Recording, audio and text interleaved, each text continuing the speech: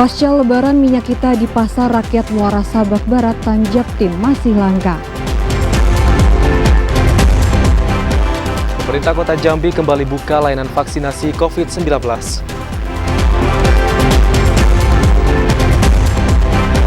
Mantan napi yang sudah 5 tahun selesai menjalani hukuman boleh mendaftar sebagai bakal calon legislatif.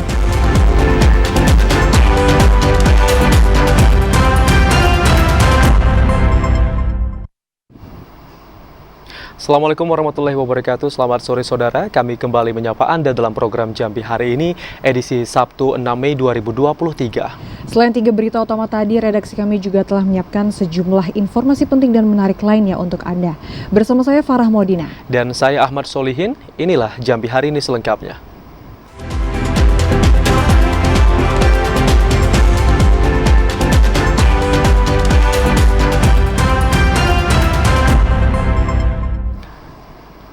Saudara, di Pasar Rakyat Kecamatan Muara Sabak Barat, minyak kita masih langka dari peredaran. Terakhir, persediaan minyak kita ada di pasar pada awal Maret lalu. Minyak kita masih menjadi produk minyak goreng yang banyak dicari masyarakat. Sebab minyak kita merupakan produk ekonomi subsidi pemerintah di antara jenis minyak goreng lainnya. Seiring banyaknya permintaan di pasaran, minyak kita justru mengalami kelangkaan di Pasar Rakyat Kecamatan Muara Sabak Barat, Kabupaten Tanjung Jabung Timur. Kelangkaan itu terjadi sebelum Ramadan hingga saat ini. Kondisi ini membuat sebagian pembeli mengkonsumsi minyak goreng kemasan dengan harga tinggi. Kepala Pasar Rakyat Muara Sabak Barat, Dedi, mengatakan keberadaan minyak kita telah langka sejak awal Maret lalu. Saat itu harga minyak kita berkisar di harga Rp15 hingga Rp16.000 per liter. Harga itu jauh dari harga eceran tertinggi yang ditetapkan pemerintah. Berdasarkan laporan dari para pedagang, minyak kita didatangkan dari gudang distributor yang ada di Kota Jambi dengan harga Rp14.500 per liternya. Imbas ketiadaan pasokan dari distributor minyak kita, saat ini masyarakat sekitar terpaksa membeli minyak curah dengan harga Rp14.000 per kilogram dan minyak goreng kemasan berbagai merek yang dibanderol Rp17.000 per liter. Barat, Pak, minyak kita sudah nggak ada beredar lagi. Nah, jadi kalau kami tanya ke pedagang kenapa, mereka bilang suppliernya tak ada lagi untuk minyak kita. Jadi makanya sekarang masyarakat beralih ke minyak bimoli yang lebih mahal. Di sini minyak bimoli curah, minyak bimoli per paket atau per liter dia dijual di angka Rp17.000. Nah, sementara minyak curah di angka Rp14.000. Dedi berharap pemerintah dapat memulihkan kembali peredaran minyak subsidi itu di pasaran karena sangat membantu masyarakat. Kliva Patria, TVRI Jambi melaporkan. Informasi selanjutnya, Saudara, pasca Idul Fitri 2023, pemerintah Kota Jambi kembali membuka layanan vaksinasi COVID-19 dosis 1 hingga dosis 3 atau booster. Sentra vaksinasi COVID-19 gratis ini dipusatkan di 5 puskesmas yang ada di Kota Jambi. Puskesmas Kenali Besar Kota Jambi ini kembali membuka layanan vaksinasi COVID-19 gratis bagi masyarakat umum usia 18 tahun ke atas. Puskesmas Kenali Besar merupakan satu dari 5 puskesmas di Kota Jambi yang ditunjuk untuk memberikan layanan vaksinasi COVID-19 pasca libur dan cuti Lebaran 2023. Layanan vaksinasi COVID-19 di puskesmas ini dibuka setiap harinya pada saat jam kerja, mulai dari Senin hingga Sabtu terkecuali hari Minggu. Adapun layanan vaksinasi yang diberikan yakni mulai dari vaksinasi dosis pertama hingga vaksinasi dosis ketiga atau booster. Beragam jenis vaksin tersedia di puskesmas, mulai dari vaksin jenis Sinovac, AstraZeneca, vaksin jenis Pfizer. Bagi masyarakat yang ingin mendapatkan vaksin dapat langsung mengunjungi puskesmas dengan membawa syarat berupa kartu identitas atau KTP elektronik. Setiap harinya terdapat puluhan orang peserta yang menjalani vaksinasi COVID-19 di Puskesmas Kenali Besar. Sebagian peserta vaksinasi merupakan mereka yang menjalani vaksinasi dosis ketiga atau booster. Melaksanakan vaksin booster, puji Tuhan ada di sini yang menyediakan vaksin booster. Kami berharap di era sekarang ini kan sudah COVID sudah mulai muncul, jadi kami berharap kami vaksin agar terhindar dari COVID-19. Pelaksanaan saat ini kita baru dilaksanakan pada minggu ini. Kemarin kan sempat dialihkan ke puskesmas lain. Cuma kemarin kami dengar dari kabar dari Ibu Kapus lagi yang terbaru, kami termasuk puskesmas yang terpilih untuk melakukan vaksin. Kalau sehari kami target sebanyak-banyaknya. Cuma kalau dari Kominfo kan kami mendapat berita bahwa kami edaran yang sudah beredar bahwa kami harus melakukan vaksin sampai jam 1 siang, berapapun jumlahnya gitu. Iya. Ini vaksin yang digunakan vaksin apa nih? Yang sekarang yang tersedia adalah vaksin Pfizer, AstraZeneca, sama Sinovac. Selain Puskesmas Kenali Besar, pemerintah Kota Jambi juga membuka layanan vaksinasi COVID-19 gratis di 4 puskesmas lainnya, di antaranya Puskesmas Palmerah 1, Putri Ayu, Payus Lincah, dan Puskesmas Tanjung Pinang. Yogi Ramadhani, TVRI Jambi melaporkan. Tim gabungan modifikasi hujan buatan untuk mengantisipasi kebakaran hutan dan lahan. Pada kegiatan itu, petugas menaburkan puluhan ton garam NaCl untuk menyemai awan di wilayah Provinsi Jambi dan Sumatera Selatan. Petugas gabungan pencegahan kebakaran hutan dan lahan melakukan operasi pembahasan lahan gambut dengan membuat hujan buatan. Dalam kegiatan itu, 30 ton gram NaCl disiapkan di posko Satgas Udara Bandara Sultan Taha Jambi. Secara bertahap setiap harinya petugas menaburkan 800 kg garam NaCl di atas awan menggunakan pesawat Kasa milik TNI Angkatan Udara. Garam ini disebar petugas di sejumlah kawasan hutan gambut yang berada di wilayah Provinsi Jambi dan Sumatera Selatan. Koordinator Lapangan Teknologi Modifikasi Cuaca BRIN, Fikri Nur Muhammad mengatakan, kegiatan ini bertujuan untuk mengantisipasi kebakaran hutan dan lahan dampak fenomena musim kemarau tahun 2023. Penyemaian garam itu merupakan hari kedua penyemaian awan meliputi wilayah perbatasan Jambi dengan Kabupaten Banyuasin maupun Musi Banyuasin Provinsi Sumatera Selatan. Hari ini kita melakukan seeding penyemaian awan di daerah Banyuasin dan Musi Banyuasin dengan menghabiskan sekitar 800 kg garam. Ini adalah upaya untuk pencegahan karhutla dengan cara melakukan pembasahan lahan gambut. Jadi kita mengisi sekat-sekat yang ada di gambut dan membasahi agar tidak terjadi kebakaran hutan dan lahan. Ini adalah pencegahan awal ya dalam menghadapi musim El Nino di 2023. Untuk penyemaian awan kita khususkan yang pertama adalah di daerah lahan-lahan gambut. Terus selanjutnya kita melakukan di misalnya ada spot-spot, hotspot, maka kita lakukan penyemaian di arah sana. Jika kondisi penyemaian awan tidak terdapat kendala, 30 ton garam NaCl itu akan disebar selama 12 hari ke depan. Penyemaian itu diharapkan dapat mengisi sekat-sekat kanal dan membasahi gambut hingga kedalaman 5 hingga 7 meter. Asyar, TVRI Jambi melaporkan. Saudara, memasuki musim panen, harga cabai di Kota Jambi justru anjlok.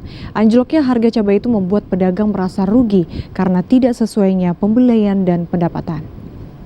Melimpahnya pasokan cabai di Kota Jambi saat ini berdampak terhadap anjloknya harga cabai di sejumlah pasar. Harga cabai rawit di Pasar Aurduri Kota Jambi dijual Rp30.000 per kilogram. Harga itu turun dari harga normal di kisaran Rp40.000 per kilogram. Harga cabai merah juga turun menjadi Rp20.000 per kilogram dari harga sebelumnya Rp28.000. Turunnya harga cabai itu berdampak terhadap para pedagang cabai karena tidak sesuainya pembelian dan pendapatan. Biasanya pedagang mampu menjual puluhan kilogram cabai dalam satu hari, namun saat ini untuk menjual 3 kilogram cabai dalam satu harinya sangat sulit. Sekarang 20 lah, yang netral 20. 20 itu untuk harga cabai rawit Bu? Cabai rawit 30. 30. Ada penurunan harga Bu ya? Iya. Berapa Bu turunnya Bu? Karena panen raya. Oh, panen raya Bu ya. Kalau cabai murah nih rugi tak gitu Bu? Iya, enggak laku. Semua orang jual cabai. Pedagang minta adanya kebijakan pemerintah daerah untuk menstabilkan harga cabai di pasaran. Joko, TVRI Jambi melaporkan. Saudara, BPS Provinsi Jambi kembali merilis pertumbuhan ekonomi pada triwulan pertama tahun 2023. Pada periode ini, ekonomi Provinsi Jambi tumbuh sebesar 5%. BPS Provinsi Jambi mencatat ekonomi Provinsi Jambi pada triwulan pertama tahun 2023 tumbuh 5%. Pertumbuhan itu tercatat dari sisi produksi lapangan usaha transportasi dan pergudangan yang mengalami pertumbuhan tertinggi 14,15%. Dari sisi pengeluaran komponen pembentukan modal tetap bruto tumbuh tertinggi 6,89%. Kepala BPS Provinsi Jambi Agus Sudibyo mengatakan, tidak berlakunya pemberlakuan pembatasan kegiatan masyarakat atau PPKM mendorong peningkatan aktivitas pengangkutan komoditas unggulan. Selain itu juga terjadi peningkatan akomodasi dan makan minum sehingga terjadi peningkatan jumlah tamu yang menginap di hotel berbintang. Sedangkan menurut lapangan usaha, 3 leading sektor unggulan di Jambi yakni pertanian, pertambangan, perdagangan masih tumbuh positif. Sementara itu dari sisi pengeluaran, komponen MTB mengalami pertumbuhan tertinggi. Hal ini didorong oleh pengerjaan proyek pembangkit listrik tenaga air atau PLTA dan eksplorasi pertambangan. Sebagai penyumbang utama dari PDRB, dari komponen pengeluaran ekspor tumbuh 5,13% dan konsumsi rumah tangga 3,23%. Dia sebesar 5,00%. Tentunya ini upaya bersama dari semua pihak bagaimana bisa menjaga momentum dan bisa menjaga hal-hal yang berhubungan dengan pertumbuhan ekonomi di Provinsi Jambi. Pak, secara kuartal kan kita ada penurunannya Pak? Ya, secara Kituki artinya kita bicara triwulan 1 2023 dibandingkan dengan triwulan 4 2022 itu memang pola kalau kita bicara time series itu musiman gitu ya, seasonal. Agus Sudibyo mengatakan rilis BPS saat ini merupakan sejarah bagi pihaknya karena semua stakeholder Provinsi Jambi hadir untuk mengikuti perkembangannya. Yogi Ramadhani, TVRI Jambi melaporkan. Setelah sejumlah informasi menarik lainnya masih akan kami hadirkan usai pariwara berikut ini. Di antaranya hingga hari ke-6 belum ada yang mendaftar bacalek DPRD Tanjung Jabung Timur. Sesaat lagi.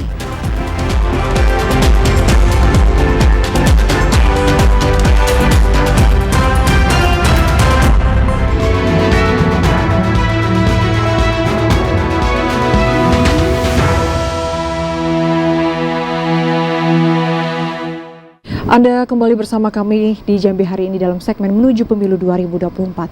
Saudara, hari ke-6 pendaftaran bakal calon legislatif DPRD Kabupaten Tanjung Jabung Timur masih nihil. Partai politik diminta cermat sebelum datang ke KPU. Pendaftaran bakal calon legislatif Bacalek DPRD Kabupaten Tanjung Jabung Timur masih nihil hingga hari ke-6 pendaftaran. Di Kabupaten Tanjung Jabung Timur, ada 18 partai politik yang akan bertarung dalam gelanggang pemilu serentak tahun depan. Komisioner KPU Kabupaten Tanjung Jabung Timur Ahmad Najib mengatakan pihaknya tidak mengetahui alasan parpol belum mendaftarkan bakal calon anggota legislatif. Beberapa partai telah memberi kabar akan hadir dalam waktu dekat ke kantor KPU. Hanya saja, pihak KPU belum mengetahui kehadiran parpol tersebut untuk mendaftarkan calonnya atau sekedar konsultasi silon. Saat pendaftaran, yang mendaftar adalah pengurus partai politik yakni ketua dan sekretaris. Waktu pendaftaran memang mutlak menjadi kewenangan partai politik. Sejak mulai buka pendaftaran dari tanggal 1 Mei kemarin, belum ada dari partai politik yang mendaftarkan ke KPU. Namun dari pengurus ataupun penghubung PO sudah ada rekomendasi baik datang langsung ke kantor maupun melalui via telepon. Najib mengimbau agar pengurus partai politik memastikan syarat pengajuan bacalek dapat terpenuhi sebelum mendatangi KPU. Selain itu, ketua partai politik dan sekretaris partai di daerah wajib hadir dalam agenda pendaftaran bacalek. Kliva Patria, TVRI Jambi melaporkan. KPU Kabupaten Merangin telah membuka pendaftaran bakal calon legislatif untuk pemilu 2024. Mantan narapidana yang terpidana masih dapat mendaftar sebagai peserta pemilu dengan syarat tertentu. Mulai 1 hingga 14 Mei 2023, KPU Kabupaten Merangin membuka pendaftaran bakal calon legislatif pemilu pemilihan umum 2024. Anggota KPU Kabupaten Merangin Divisi Teknis dan Penyelenggaraan Sobirin menjelaskan, Bagi mantan narapidana dengan ancaman di atas 5 tahun diperbolehkan mencalonkan diri sebagai anggota legislatif dengan syarat telah menjalani hukuman dan bebas murni selama 5 tahun yang dibuktikan dengan surat keterangan dari lembaga pemasyarakatan dan putusan pengadilan, serta informasi bukan pelaku kejahatan berulang-ulang yang dipublikasikan melalui media massa. Untuk mantan narapidana yang dihukum di bawah 5 tahun penjara diperbolehkan mendaftar tanpa melakukan publikasi. KPU pertama melakukan pengecekan kelengkapan dokumen calon yang disampaikan oleh partai nanti kepada KPU dari tanggal 1 sampai dengan tanggal 14 Mei mendatang.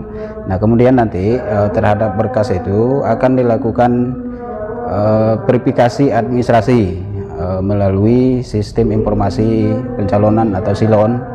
Keputusan itu merujuk pada Peraturan Komisi Pemilihan Umum Nomor 10 Tahun 2023 tentang pencalonan anggota DPR, DPRD Provinsi, dan DPRD Kabupaten Kota yang merujuk pada Keputusan Mahkamah Konstitusi Nomor 87 Tahun 2022 terkait mantan narapidana. Ramadan Cerbita Kasa, TVRI Jambi melaporkan. Sementara itu, saudara, mantan narapidana yang sudah 5 tahun selesai menjalani hukuman diperbolehkan mendaftar sebagai bakal calon legislatif pada pemilu 2024. Ada beberapa syarat yang harus dipenuhi oleh bakal calon legislatif itu. Salah satunya ialah mengumumkan jati dirinya sebagai eks-koruptor. Pada pemilihan legislatif Februari 2024, para mantan narapidana yang telah melewati jangka waktu 5 tahun selesai menjalani hukuman penjara yang ingin menjadi calon legislatif harus memenuhi persyaratan. Persyaratan tersebut diantaranya salinan putusan dari pengadilan yang berkekuatan hukum tetap dan melampirkan surat keterangan pernyataan bebas kurungan dari lapas. Selain itu, mantan narapidana koruptor juga harus melengkapi dokumen dengan menyatakan secara jujur dan terbuka mengumumkan latar belakang jati dirinya sebagai mantan koruptor di media cetak. Bagi yang tidak memenuhi persyaratan yang telah ditentukan, KPU Kabupaten Muaro Jambi memastikan bahwa bacalek itu tidak akan diterima. Persyaratan calon untuk mantan napi yang sudah lebih dari 5 tahun, pertama dia harus mendapatkan surat keterangan dari lapas tentang tanggal dan hari keluar, tahun keluarnya tuh, kapan keluarnya. Kemudian salinan putusan dari pengadilan yang sudah inkrah. Kemudian yang ketiga, bukti jati diri, surat keterangan kalau dia mengumumkan tentang jati dirinya di media cetak.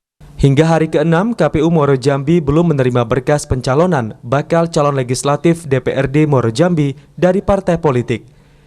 18 parpol peserta pemilu 2024 baru sebatas melakukan komunikasi dengan pihak KPU tentang persyaratan calon. Azam Afnan, TVRI Jambi melaporkan.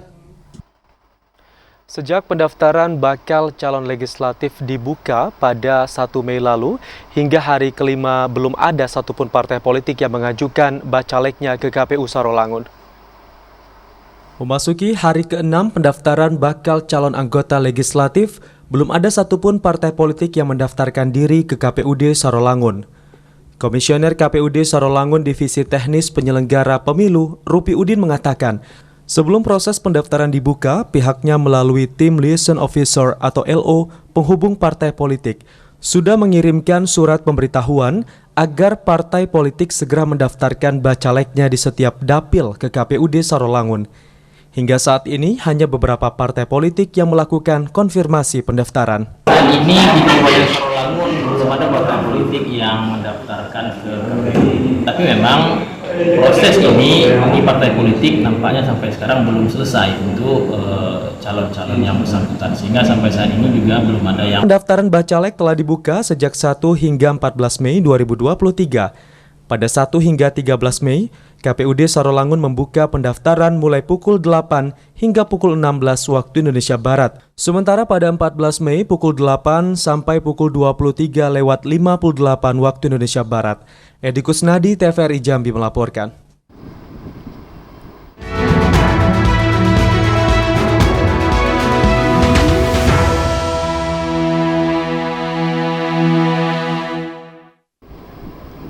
Saudara, Gubernur Jambi sambut reses Komisi 7 DPR RI. Informasi selengkapnya akan kami hadirkan dalam segmen advertorial usai pariwara berikut ini. Tetaplah bersama kami.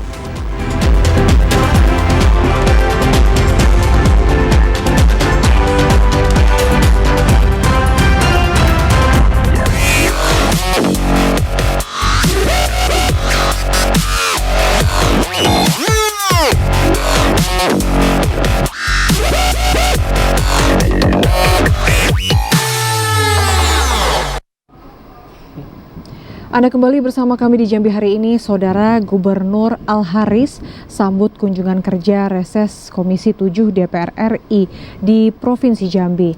Dalam kunjungan kerja Komisi 7 DPR RI khusus melakukan pembahasan persoalan batubara bersama seluruh stakeholder terkait.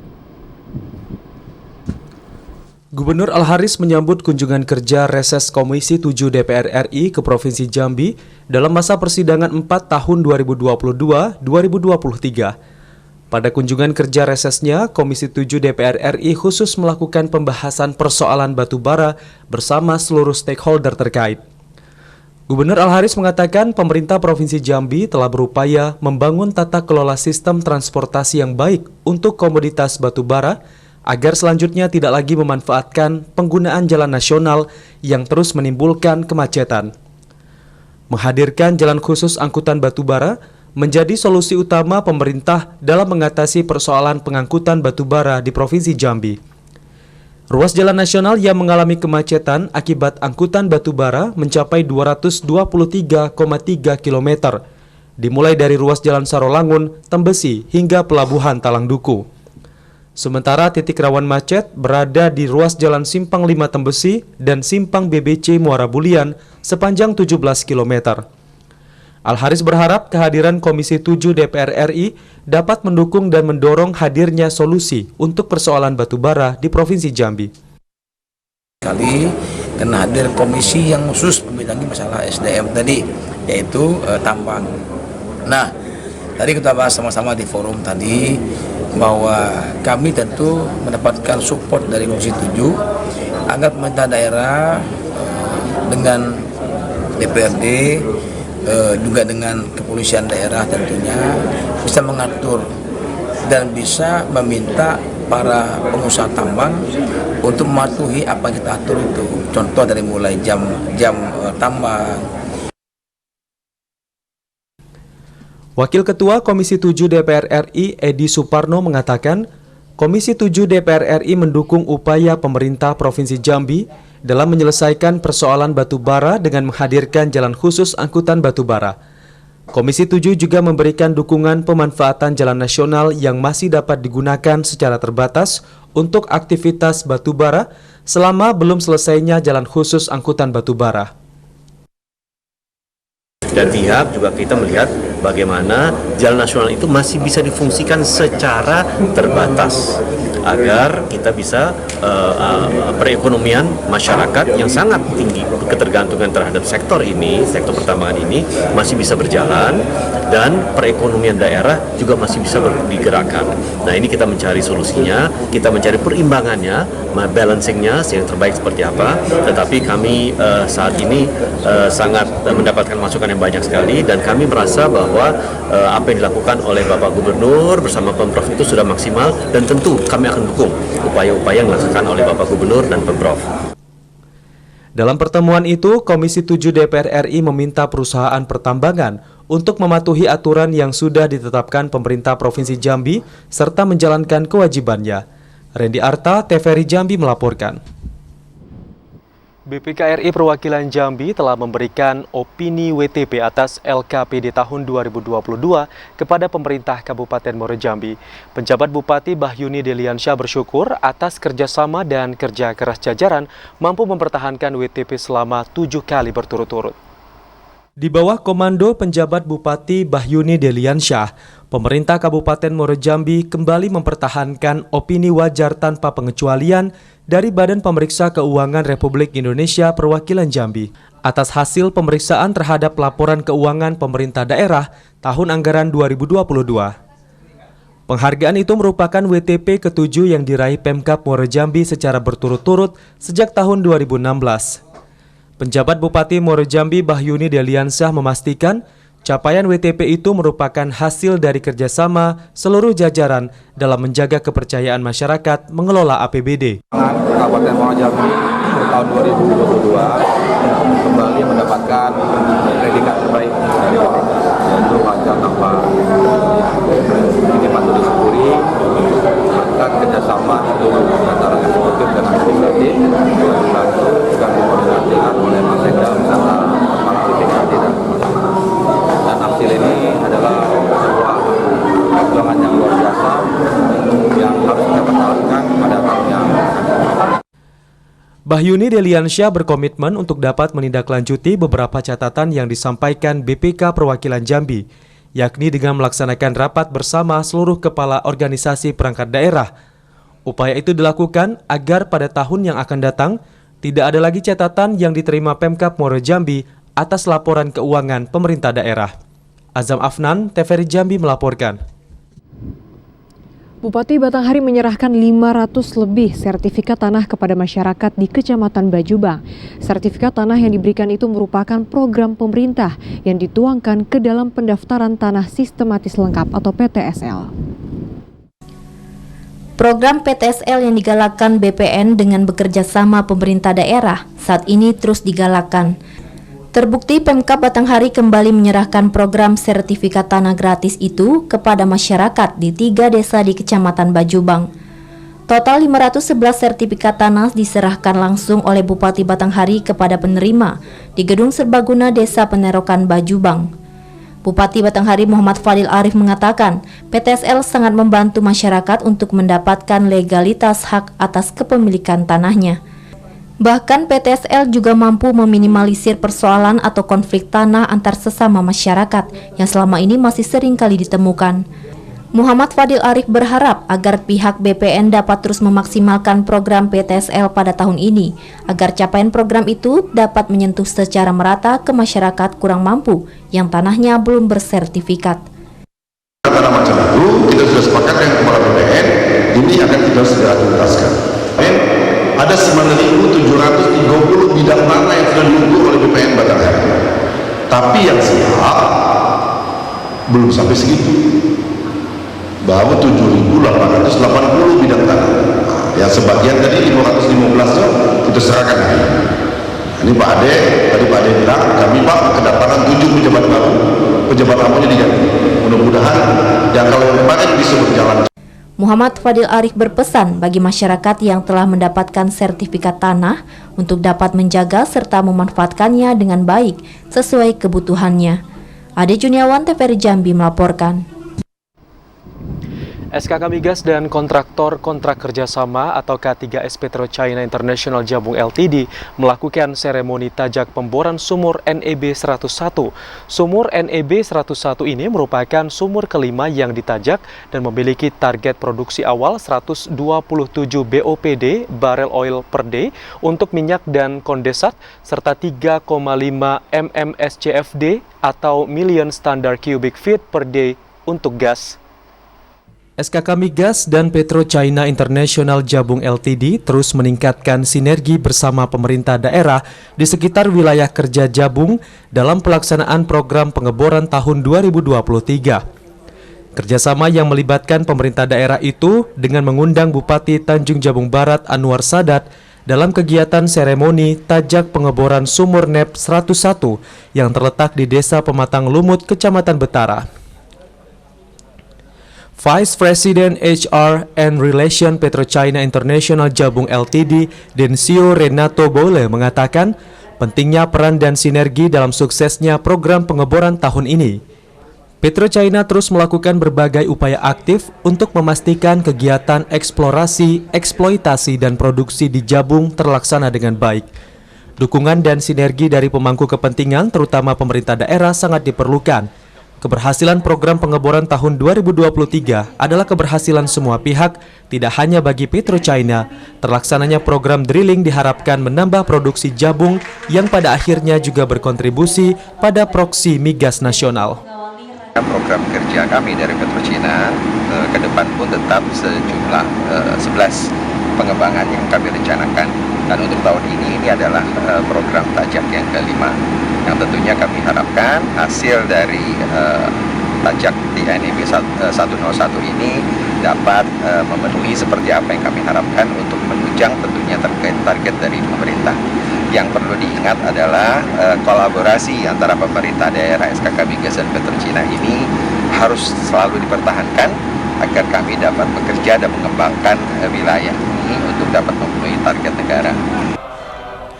Bupati Tanjung Jabung Barat Anwar Sadat mengapresiasi komunikasi dan koordinasi Petrochina yang telah berjalan baik selama ini. Anwar Sadat berharap agar pelaksanaan tajak dan pengeboran berjalan lancar tanpa hambatan dan zero accident, serta dapat meningkatkan produksi migas secara nasional dan berdampak pada peningkatan ekonomi daerah melalui dana bagi hasil atau DBH. Atas nama pemerintah daerah kami mengapresiasi kinerja dari SKK Migas dan Petrochina yang terus melakukan upaya-upaya maksimal dalam rangka untuk memaksimalkan potensi-potensi kita, sehingga produksinya harapan kita semakin hari semakin bertambah ya, sesuai dengan harapan yang sudah ditetapkan oleh pemerintah pusat.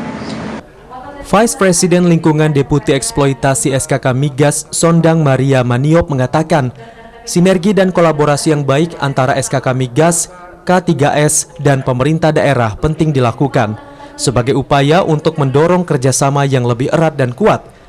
Sinergi itu untuk mendorong peningkatan produksi minyak dan gas nasional yang mencapai target produksi tahunan serta jangka panjang di tahun 2023, yaitu produksi minyak 1 juta barel oil per day atau BOPD dan gas 12 billion standard cubic feet per day atau BSCFD.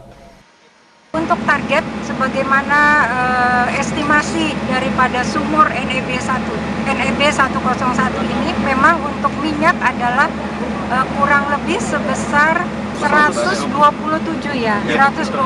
BOPD. Untuk gasnya sekitar 2 sampai 3,5 MMSCFD. Nah, ini tentunya nanti setelah sumur dilakukan tajak kita akan lakukan tes berapa nanti initial production-nya. Tentunya nanti ini akan kita berharap bersama, kita berdoa bersama sehingga ini akan menghasilkan satu hasil yang baik. Kepala Departemen Formalitas dan Komunikasi SKK Migas Perwakilan Sumbaksel Andi Ari Pangeran mengatakan, SKK Migas mendorong agar sinergi dan kolaborasi yang baik dilakukan Petrochina kepada pemerintah daerah dapat dipertahankan dan lebih ditingkatkan.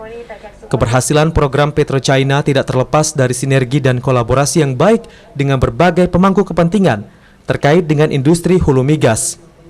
Sumur NEB 101 merupakan sumur yang ditajak tahun ini. Kebahagiaan pada hari ini kami bisa melaksanakan tajak sumur yang kelima yang ditargetkan kepada Petrochina dari 11 sumur yang ditargetkan pemerintah di tahun 2023. Dan ini tentunya wujud sinergi, kolaborasi, komunikasi antara pemerintah daerah, kemudian juga pemerintah pusat, SKK Migas, dan juga K3S Petrochina. Dan ini juga merupakan satu wujud di mana harapan kita semua sebagaimana disampaikan Pak Bupati untuk dapat tercapai seperti yang kita inginkan.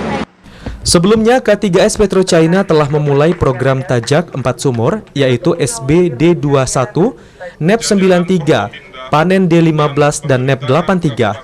Secara keseluruhan, drilling campaign 2023 mencakup tajak 11 sumur pengembangan di 6 lapangan dengan target produksi sebesar 1.122,62 BOPD untuk minyak dan kondensat, serta 24,30 MMSCFD million standard cubic feet per day untuk gas.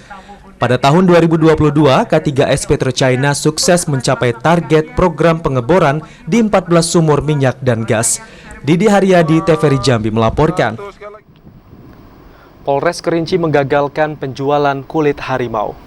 Informasi selengkapnya akan kami hadirkan usai jeda berikut ini. Tetaplah bersama kami.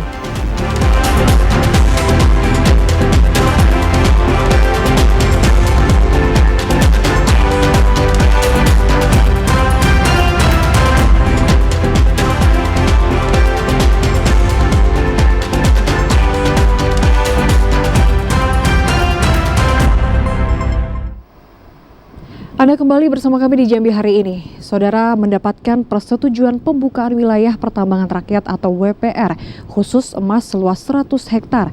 Pemerintah Provinsi Jambi akan segera mengusulkan daerah yang ditetapkan untuk WPR.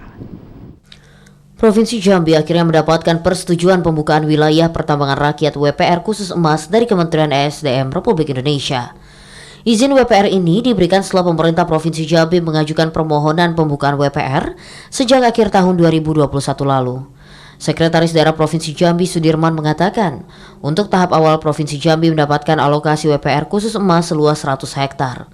Pemprov Jambi saat ini sedang menginventarisasi daerah yang nantinya ditetapkan menjadi daerah WPR pertama yang diusulkan ke Kementerian ESDM. Berdasarkan pengajuan yang dilakukan pada 2021, Kabupaten Merangin menjadi kandidat terkuat dari 4 daerah lainnya yang akan diusulkan ditetapkan sebagai daerah WPR selain Tebo, Sarolangun, dan Batanghari. Hal tersebut berdasarkan luasan WPR di Kabupaten Merangin yang mencapai 97 hektar di satu lokasi, sehingga luasan ini mendekati kriteria yang ditentukan oleh Kementerian ESDM. Ya, dari besaran yang mendekati 100 hektar itu hanya Kabupaten Merangin. Tebo 3 wilayah di Tebo tuh 15, 10, 12 dan 37. Rasanya sayang, nantilah mungkin kalau nanti ada tahapan berikutnya kita usulkan lagi masuk dalam kategori itu. Karena yang kemarin diminta oleh Kementerian SDM itu 100 hektar luasnya. Ini dikhususkan untuk apa Pak? Untuk tambang emas, minyak, emas. Mas ya. Jadi emas. Ya, ini masih emas, tambang emas. Ya. Sudah ada wilayah yang sudah belum? Wilayah yang sudah terpetakan sebelumnya. Wilayah terpetakan itu ketika ini sudah diusulkan oleh kabupaten. Jadi kabupaten kota ini sudah mengusulkan sebelumnya. Ini misalnya Tebo, 3 wilayah inilah yang mau untuk ditetapkan jadi WPR. Sarolangun juga begitu. Kemudian Batanghari juga begitu. Merangin juga begitu. Jadi wilayah kita tidak boleh keluar dari usulan itu. Sudirman juga mengatakan usulan WPR khusus emas akan segera diajukan pemerintah pada awal bulan Mei ini setelah ditetapkan oleh Gubernur Jambi Al-Haris. Randy Arta, TVRI Jambi melaporkan. Saudara, tim Tungau Satreskrim Polres Kerinci mengamankan seorang warga Kecamatan Baleh Ampe Baleh, pesisir selatan yang hendak menjual kulit harimau Sumatera. Pelaku ditangkap saat berada di salah satu kamar hotel di Jalan Depati Parbo, Kota Sungai Penuh. Beginilah penangkapan pelaku Yafarudin, warga Kecamatan Baleh Ampe Baleh, pesisir selatan Sumatera Barat, di salah satu kamar hotel di Jalan Depati Parbo, Kota Sungai Penuh. Pelaku ditangkap saat hendak melakukan transaksi penjualan kulit harimau Sumatera. Selain mengamankan pelaku, polisi juga menemukan barang bukti berupa selembar kulit harimau Sumatera dengan panjang sekitar 2 meter yang disimpan pelaku di dalam karung yang dibungkus plastik. Kasat Reskrim Polres Kerinci AKP Edi Mardi Siswoyo mengatakan, dari pengakuan tersangka dirinya baru kali ini melakukan penjualan kulit harimau. Namun informasi yang didapatkan, tersangka sudah 3 kali melakukan penjualan kulit harimau. Sebelumnya tersangka merupakan mitra Taman Nasional, namun dipecat karena kasus yang sama. Penangkapan terhadap kasus satwa yang dilindungi dalam keadaan mati yang kami lakukan. Dari hasil penyelidikan kita matangkan informasi dari masyarakat. Selanjutnya informasi tersebut kami dalami dalam rangka penyelidikan. Setelah itu hari ini telah kami lakukan penangkapan terhadap seorang laki-laki dengan identitas YP, umur 39 tahun, beliau dagang, beralamat di Kecamatan Baleh Ampe Baleh, Kabupaten Pesisir Selatan. Saat ini tersangka dan barang bukti sudah diamankan di Polres Kerinci untuk proses lebih lanjut. Atas perbuatannya tersangka diancam dengan hukuman kurungan penjara 5 tahun dan denda 100 juta rupiah. Ilwan, TVRI Jambi melaporkan. Kita beralih ke sorotan lainnya, Saudara. Kapolsek Telanai Pura AKP Harefa mengimbau warga agar tidak terprovokasi terhadap kasus penculikan anak. Imbauan itu terkait aksi yang dilakukan warga terhadap seorang pria yang diduga akan menculik seorang anak laki-laki di kawasan RT 2, Kelurahan Simpang 4 Sipin, Kecamatan Telanai Pura, Kota Jambi. Kemarahan warga di kawasan RT 2, Kelurahan Simpang 4 Sipin, Kecamatan Telanepura, Kota Jambi, terhadap seorang pria berinisial SY tak terelakkan. SY diduga akan menculik bocah laki-laki berusia sekitar 5 tahun di kawasan tersebut.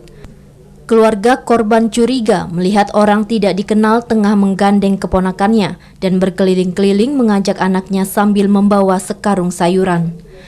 Setelah melihat kejadian itu, keluarga korban dan sejumlah warga langsung mengejar hingga melakukan penangkapan. Kapolsek Telanepura AKP Harefa mengatakan, setelah mendapatkan laporan, pelaku langsung diamankan dan dilakukan pemeriksaan. Dari hasil pemeriksaan, diduga pria tersebut mengalami gangguan jiwa atau ODGJ. AKP Harefa mengimbau kepada masyarakat untuk tidak terprovokasi terhadap kasus penculikan anak. Jika menemukan aksi penculikan, dapat segera melaporkan ke petugas kepolisian terdekat. Azhar TVRI Jambi melaporkan.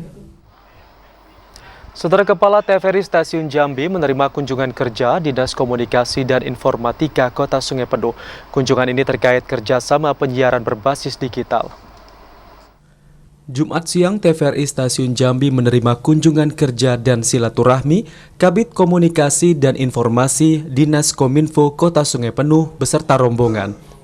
Kunjungan kerja itu disambut Kepala TVRI Stasiun Jambi Raden Sarjono serta jajaran manajemen.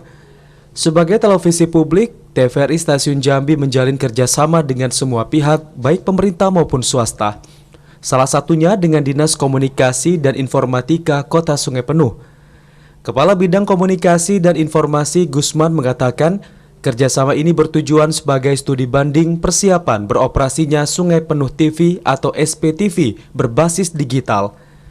Televisi publik lokal milik Pemkot Sungai Penuh itu saat ini masih menunggu peralatan digital agar dapat memberikan layanan informasi dan edukasi kepada masyarakat. Jadi saya atas nama Dinas Komunikasi Informasi dan Statistik Kota Sungai Penuh sekaligus sebagai Dewan Pengawas juga utusan dari pemerintah di Sungai Penuh Televisi.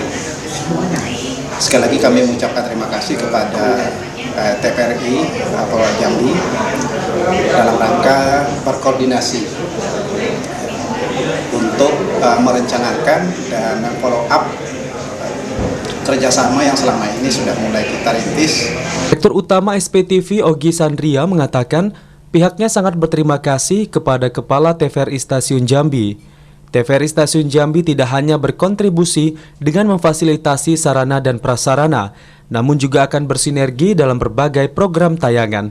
Alhamdulillah pada hari ini kita jalan direksi SPTV bersama dengan Dewas dan juga ada support oleh Kominfosta Kota Sungai Penuh bisa hadir di SPTV di TVRI Jambi dalam rangka untuk progres kita ke depan. Di sini kita koordinasi bagaimana nanti persiapan kita untuk masuk ke TV digital. Dalam kunjungan kerjanya ke TVRI Stasiun Jambi, Dirut SPTV melihat studio utama dan peralatan, ruang master control, berita, program dan pemancar. Yazid Iwan, TVRI Jambi melaporkan. Saudara, usai jeda berikut ini kami akan kembali dengan sejumlah informasi lainnya dalam segmen Lintas Andalas. Di antaranya Bawaslu Solok Selatan bentuk tim fasilitasi pengawasan pengajuan pendaftaran calon legislatif. Informasinya sesaat lagi.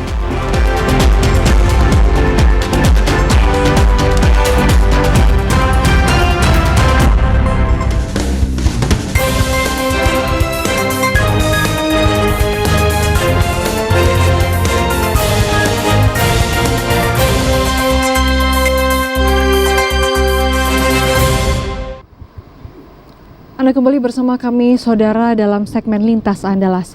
Bawaslu Solok Selatan membentuk tim fasilitasi pengawasan pengajuan pendaftaran bakal calon anggota legislatif DPRD Solok Selatan. Pembentukan itu dilakukan agar pelaksanaannya sesuai dengan tahapan dan mekanisme yang ditetapkan. Tim fasilitasi pengawasan ini akan bekerja dan ditempatkan pada Sekretariat KPU Solok Selatan selama masa pengajuan pendaftaran bakal calon anggota legislatif yang dijadwalkan dari 1 Mei hingga 14 Mei mendatang. Ketua Bawaslu Solok Selatan Muhammad Ansar mengatakan, hingga saat ini Bawaslu telah membentuk tim fasilitasi pengawasan pengajuan pendaftaran bakal calon anggota legislatif DPRD Solok Selatan yang akan mengawasi proses pelaksanaan sesuai dengan tahapan dan mekanisme yang telah ditetapkan.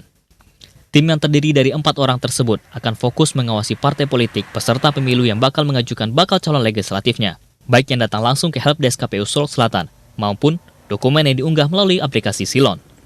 Selain itu, Bawaslu juga menghimbau KPU Sulawesi Selatan untuk memastikan pendaftaran pengajuan bakal calon anggota legislatif dan aplikasi Silon bisa diakses oleh seluruh partai politik peserta pemilu, termasuk memperhatikan jadwal, tahapan dan dokumen persyaratan yang didaftarkan oleh masing-masing parpol. Bawaslu Kota Sulawesi Selatan telah membentuk tim fasilitasi pengawasan pencalonan bakal calon anggota DPRD dan meningkatkan pengawasan. Kita di Bawaslu sudah membentuk tim atau daftar tiket dalam rangka melakukan pengawasan ke KPU Kabupaten Sulawesi Selatan. Selain melakukan fasilitasi pengawasan, Bawaslu Sulawesi Selatan juga membuka posko pengaduan bagi masyarakat yang ingin melaporkan terkait bakal calon yang ingin melakukan pendaftaran. Saudara, berdasarkan press release BPS Sumatera Barat, pertumbuhan ekonomi triwulan pertama tumbuh 4,8%. Pertumbuhan ini dipicu dengan meningkatnya aktivitas jual beli dan mulai tumbuh industri makanan dan tekstil di Sumatera Barat. Berdasarkan daftar harga yang dirilis Dinas Pertanian Kabupaten Mukomuko, harga tandan buah segar atau TBS kelapa sawit terhitung dari 28 April hingga 5 Mei 2023. Harga sawit di setiap pabrik tak sama, alias berbeda. Kendati demikian, harga sawit di tingkat pabrik rata-rata di bawah Rp2.000 per kilogram. Kepala Dinas Pertanian Kabupaten Mukomuko, Muhammad Rizon menyampaikan, sesuai dengan hasil monitoring untuk harga sawit saat ini mengalami penurunan harga dibandingkan harga periode Januari hingga April 2023, masih bertahan Rp2.000 per kilogram. Saat ini tentu harga TBS di setiap pabrik di wilayah Kabupaten Mukomuko tidak sesuai dengan harga yang ditetapkan oleh Tim Penetapan Harga Pemerintah Provinsi Bengkulu. Jadi penurunan rata-rata antara Rp50 sampai Rp100 per kilogramnya, dan itu terjadi di hampir seluruh pabrik di Mukomuko. Dan perlu juga diketahui bahwa kami pantau saat ini harga terendah di Rp1.700 per kilogram dan tertinggi di angka Rp1.820 per kilogram. Lanjut disampaikannya, mengimbau kepada seluruh para petani sawit di Kabupaten Mukomuko untuk tetap menjaga produktivitas buah kelapa sawitnya, seperti tidak menyirami buah saat dibawa ke pabrik, kemudian tidak memanen buah yang belum matang, sehingga mereka dapat menjual hasil panen sawitnya lebih memuaskan. Dari kontributor Mukomuko, Tim Liputan TVRI Bengkulu melaporkan. Selanjutnya, Saudara, 11 pabrik tandan buah segar TBS kelapa sawit di Kabupaten Mukomuko membeli sawit masyarakat di bawah Rp2.000 per kilogram. Harga itu tidak sesuai dengan ketetapan harga dari pemerintah Provinsi Bengkulu. Meningkatnya pertumbuhan ekonomi Sumatera Barat awal tahun ini juga dikibatkan oleh kebijakan pemerintah dalam mengendalikan inflasi dan membaiknya iklim investasi di Sumatera Barat, serta tidak adanya lagi pembatasan kegiatan masyarakat atau PPKM di saat perayaan Idul Fitri beberapa waktu lalu. Peningkatan pertumbuhan ekonomi Sumatera Barat dari sisi produksi tertinggi terjadi pada jasa usaha lapangan lainnya sebesar 9,98%. Sementara di sisi pengeluaran, pertumbuhan tertinggi terdapat pada komponen pengeluaran konsumsi pemerintah sebesar 7,97%.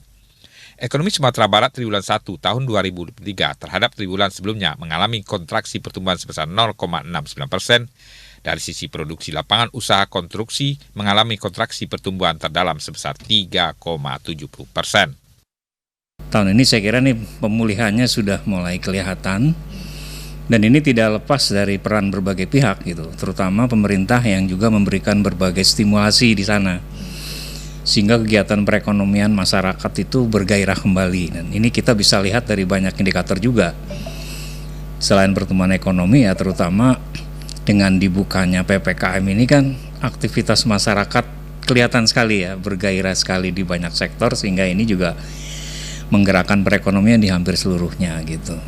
Sementara itu, melihat tren dan peningkatan serta bercermin ke tahun sebelumnya, pertumbuhan ekonomi Sumatera Barat untuk triwulan 2 dan 3 diperkirakan akan semakin baik. dan diprediksi akan tumbuh di angka 5%. Nur Kalbi, Joni Bakri, TVRI Sumatera Barat. Saudara, harimau diduga masih berkeliaran di kawasan perkebunan Sigemuk, Desa Tabatembilang, Kecamatan Arga Makmur, Kabupaten Bengkulu Utara. Hal itu membuat warga panik sebab belum adanya tindakan serius yang dilakukan pihak terkait untuk mengevakuasi harimau. Korban malam tadi. Usai memangsa sapi warga di kawasan perkebunan Desa Sigemuk, Desa Tabatembilang, Kecamatan Arga Makmur, Kabupaten Bengkulu Utara pada Kamis 27 April lalu, diduga harimau masih berkeliaran di kawasan tersebut. Hal tersebut dikarenakan ditemukannya jejak kaki harimau oleh warga yang hendak pergi ke kebun. Pada Kamis siang kemarin, Kepala Desa Tabatembilang Nasion mengatakan harimau yang masih berkeliaran membuat warga menjadi sangat khawatir. Hal ini juga menyebabkan perekonomian warga terhambat karena warga menjadi takut untuk pergi ke kebun. Pas pagi tadi, diperkirakan mendekati jam 11, kita mendapatkan satu kiriman video bekas jejak-jejak harimau yang kita indikasi bahwa jejak tersebut bekasnya pada malam tadi. Kita masih sangat-sangat mengharapkan bantuan dari BKSDA karena rasa nyaman dan keamanan masyarakat khususnya penduduk Tabatembilang dan sekitarnya itu sangat-sangat diragukan. Ya, karena tidak bisa dipungkiri ya, semua rotasi perekonomian masyarakat Tabatembilang dan sekitarnya tidak terlepas dari area Sigemuk dan sekitarnya. Beribu-ribu hektar di sana kan lahan-lahan perkebunan, sawit, karet dan tanaman-tanaman yang lain. Sebelumnya BKSDA telah datang ke lokasi pada Sabtu 29 April lalu dan telah melakukan upaya pengusiran. Namun warga berharap adanya tindakan lebih yang dilakukan oleh pihak BKSDA. Dari Kabupaten Bengkulu Utara, Aisyah Dini melaporkan.